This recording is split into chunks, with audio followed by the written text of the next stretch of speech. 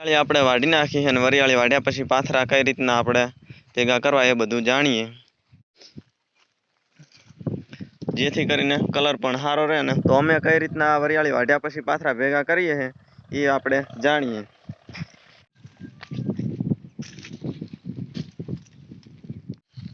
તો તમને કદાચ લાગતું હશે કે આટલા ઓછા દિવસમાં વરિયાળી સુકાઈ જાય. હેલો યુટ્યુબ ફેમિલી, કેમ છો? બધા મજામાં? તો ફરી સ્વાગત છે મારા એક નવા વિડીયોમાં. ને આપણે આવી ગયા છીએ વરિયાળી વાળા પડામાં. તો આ વરિયાળી કાલે વાઢી હતી ને આજે બીજો દિવસ છે. તો વરિયાળી વાઢ્યા પછી પાથરા કઈ રીતના કરવા કે જેથી કરીને કલર જાય નહીં અને કલર પણ સારો રહે, બરાબર. તો એ બધું જાણીએ. તો ચેનલ પર ન હોય તો સબસ્ક્રાઈબ કરી લેજો અને વિડીયોના અંત સુધી બન્યા રહેજો, જેથી કરીને બરાબર સમજાઈ જાય.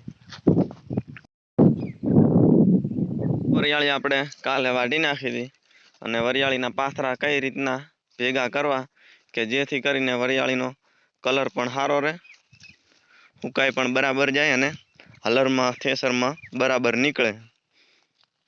તો આપણે વરિયાળીના પાથરાની વાત કરીએ કે કઈ રીતના ભેગા કરીએ. તો ભેગા કરવામાં તો બધા અલગ અલગ રીતે કરતા હોય છે, અલગ અલગ 3 રીતે કરતા હોય છે. તો 3 રીતે આપણે જાણીએ. વરિયાળીના પાથરા બધા અલગ અલગ રીતના બધા ભેગા કરતા હોય છે.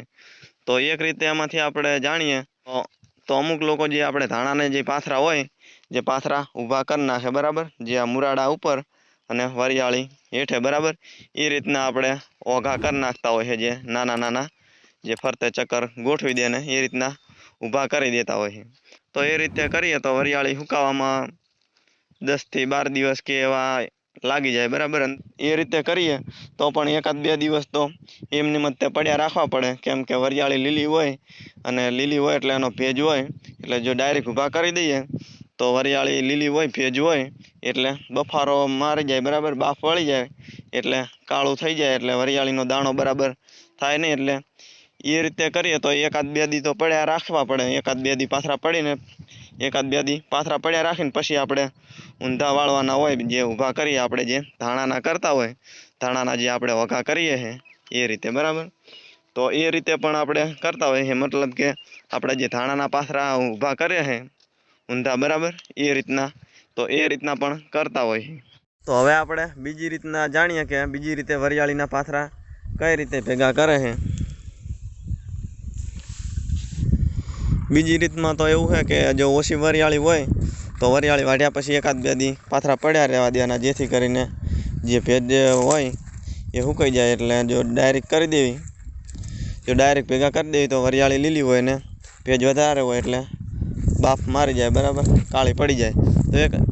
તો એમાં પણ 1-2 દી પડ્યા રહેવા દઈને અને પછી જે મોટું ખળું બનાવી દે અને ખળામાં તે એક જગ્યાએ ઊભા કરી દે. મોટું ખળું જે ખેતર હોય તો 1.5 થી 2 વીઘાની એવી વરિયાળી હોય તો વચ્ચે મોટું ખળું બનાવી દે.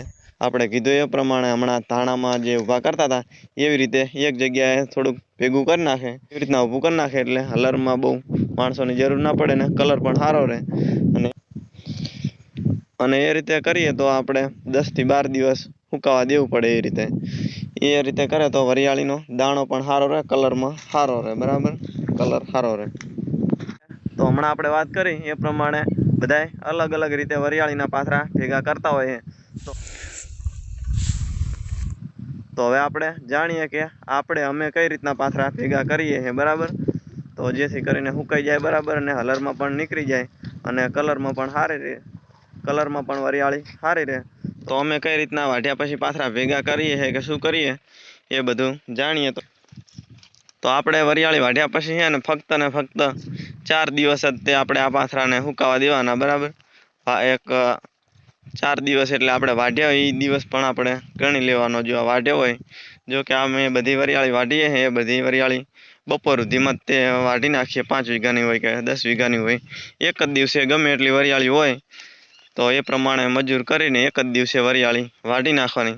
આ વરિયાળીના પાથરાને ભેગા કરીએ કે એવું કંઈ નહીં કરતા, અને આપણે વાઢીએ એ દિવસ પણ ગણી લેવાનો અને ચોથા દિવસે વરિયાળી કઢાવી દેવાની રહે, બરાબર. વાઢ્યો એ દિવસ ગણવાનો, એના પછીના 2 દિવસ અને જે દિવસે આપણે કઢાવીએ એ દિવસ, બરાબર.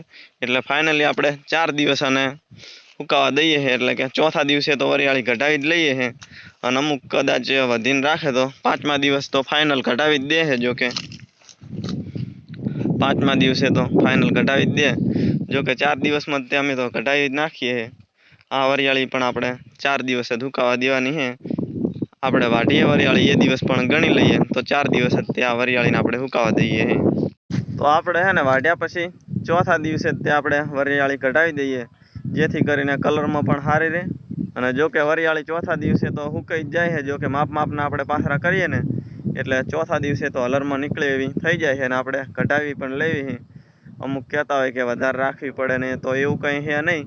અને ચોથા દિવસે ફાઇનલી આપણે વરિયાળી કઢાવી લઈએ છીએ અને નીકળી પણ જાય છે. જો કે માપના પાથરા હોય એટલે નીકળી જ જાય. અને વરિયાળી તો આપણે વાટતા હોય એટલે માપના તે પાથરા જ થાય. જો આ પાથરો ને એને અડીને બીજો પાથરો, એટલે આ રીતના પાથરા હોય અડીને પાથરા, બરાબર. એટલા બધા આપણે મોટા પાથરા નહીં કરતા. અને મોટા પાથરા કરવા જઈએ તો વરિયાળી વાઢવામાં પણ વાર લાગે, કેમ કે એકના એક પાથરા ઉપર બીજી વાર હાલીને નાખવા તો જવું ને, એટલે આપણે એટલા બધા મોટા પાથરા નહીં કરતા, માપના પાથરા કરીએ. અને ફાઇનલી આપણે ચોથા દિવસે જ ત્યાં વરિયાળી કઢાવી દઈએ છે, બરાબર. તો આ રીતે આપણે કઢાવીએ છીએ. અને આ રીતે બહુ મહેનત ના પડે.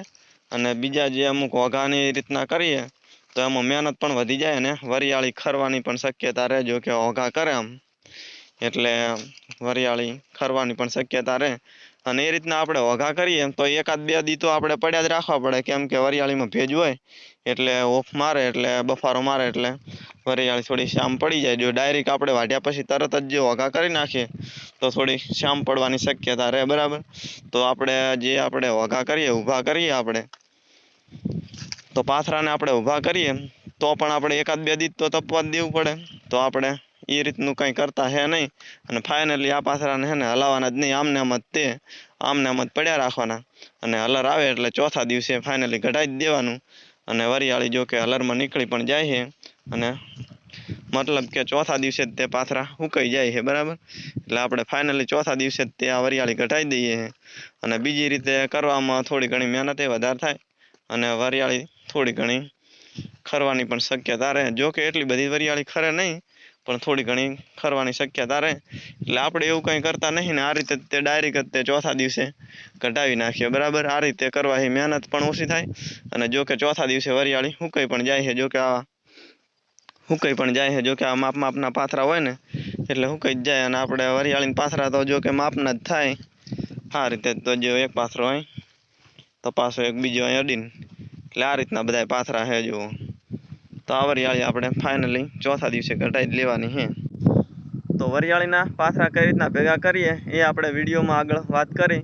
પહેલી રીત તો એ હતી કે આપણે જે ધાણાના જે પાથરા જે આપણે ઓઘા કરીએ ઊભા, બરાબર, જે મૂળિયા ઉપર ને દાણો નીચે, બરાબર. તો એ રીતના પણ આપણે કરી શકાય જે એક વરિયાળીમાં, બરાબર. અને બીજી રીતના આપણે જાણ્યું કે વરિયાળી ઓછી હોય તો મોટું ખળું બનાવીને એક જગ્યાએ આપણે સ્ટોક કરી દેવાનો અને એમાં પણ એ રીતના ઊભા કરી દેવાનો, બરાબર. તો એ હતી બીજી રીત. અને ત્રીજી રીત જે આપણે જે રીતના કરીએ છીએ, બરાબર. તો આપણે એ રીતના કરીએ છીએ કે ડાયરેક્ટ જ તે પાથરાને કંઈ હલાવવાના રહેતા નહીં. અને ફાઇનલી ચોથા દિવસે જ તે આપણે કઢાવી દેવાની રહે વરિયાળી, બરાબર. પાથરા માપના હોય એટલે પાથરા સુકાઈ જાય. એટલે આપણે તો એ રીતના જ કરીએ છીએ, ડાયરેક્ટ તે ચોથા દિવસે જ તે કઢાવી લઈએ છીએ, બરાબર. તો જો આ પાથરા છે અને હવે આપણે કંઈ કરવાનું છે નહીં, હલાવવાના જ નહીં. અને ફાઇનલી આપણે ચોથા દિવસે કઢાવી નાખવાની છે આ વરિયાળી, જેથી કરીને કલર પણ સારો રહે. તમને કદાચ એમ લાગતું હોય કે આટલા ઓછા દિવસે વરિયાળી સુકાઈ જાય છે, તો આ સુકાઈ જાય છે, નહીં વાંધો આવતો અમારે તો અહીં.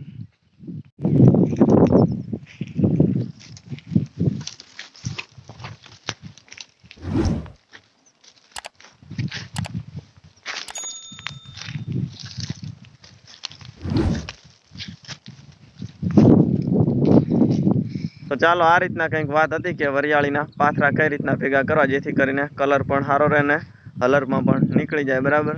એ આપણે બધું વિડીયોમાં જાણ્યું. તો ચાલો આજના વિડીયોમાં આટલું. અને વિડીયો ગમ્યો હોય તો લાઇક, શેર અને સબસ્ક્રાઈબ કરી દેજો. અને આ થોડો ઘણો સપોર્ટ પણ કરતા રહેજો. અને તમે વિડીયો છેલ્લે સુધી જોયો એ બદલ તમારો આભાર. તો ચાલો આજના વિડીયોમાં આટલું અને ફરી મળીએ એક નવા વ્લોગ સાથે. ત્યાં સુધી બધાને જય માતાજી.